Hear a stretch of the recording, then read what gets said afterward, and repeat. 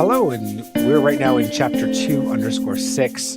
If you're following along, you can always open up the Intro to 360 Metal chapter 2_5 and on. But if you've been following along on your own and actually went through to edit some of this material into the timeline, feel free to follow along with your own edited sequence. What we want to do here is just learn some great proficiency for working inside the timeline. I'm just going to move here to the first clip, and what I mean by editing proficiency is copying, cutting, pasting, and moving 360 VR clips within Premiere Pro. But first off, just think about Premiere Pro inside a sequence just like working in Microsoft Word. You can cut, copy, and paste words throughout your document.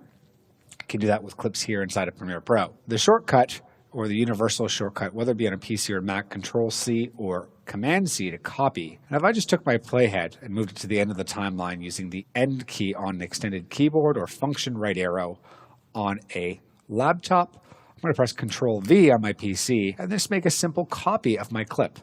Now, one big thing to note is just note that that clip landed on the V1 track. We haven't really talked too much about tracks inside of Premiere Pro. I want to hit the / key just to fit all of my clips in the windows so you can have a better view. But tracks, there actually happens to be a hierarchy. So we've got a V1 track, a V2 track, a V3 track. Sometimes we'll put titles on a V2 track. Other times you might put B-roll footage just to distinguish it from other types of footage such as interviews inside of your project. Let's just say that I wanted to actually paste the clip that I copied onto an above track. All you need to do is get rid of the track hierarchy that exists. So what would that involve? I'm going to press Control-Z, and this invisible pasteboard that still holds my clip has it. And I'm just going to deselect my V1 track right here and make sure my V2 track is in fact active. So make it active. If I press Control-V now, notice that clip gets pasted on the above track. This could be extremely useful if you're ever copying titles from one sequence to another. Just keep in mind that if you ever want to get it to a track other than what it comes from, you need to just play around with these toggles. So as I hover over these tracks, you can see the name for those track targets, okay? And then you can choose which track you paste things on. I'm just going to lower this clip that I just copied. So besides Control-C, you can always select a clip and also press Control-X. And just like a word processor, that's just going to cut it out of its existing space. And you can move to another place, anywhere in the timeline, in fact. I'm going to move to just before the third last clip. And I'm going to press Control-V. And unfortunately, I've just overridden the clip that I was over. That's not what I want. I'm going to actually press Control-Z to undo. Instead, I'm actually going to go to the Edit menu just to show you another command, which is Paste Insert. Kind of works like the insert feature we used earlier when bringing clips in the timeline. Allows you to bring a clip in, and anything that's to the right of that is going to ripple down into the timeline. So I want to press Control-Shift-V in this case, just making sure my playhead is at that location. I'll press Shift-Control-V, and now I've got a paste insert. And all I have to do is select the gap that was left behind it and press Delete. So there's a couple copying, cutting, and pasting strategies, but what about moving clips? One of the things that I see all the time is that we want to be able to keep our sequence together.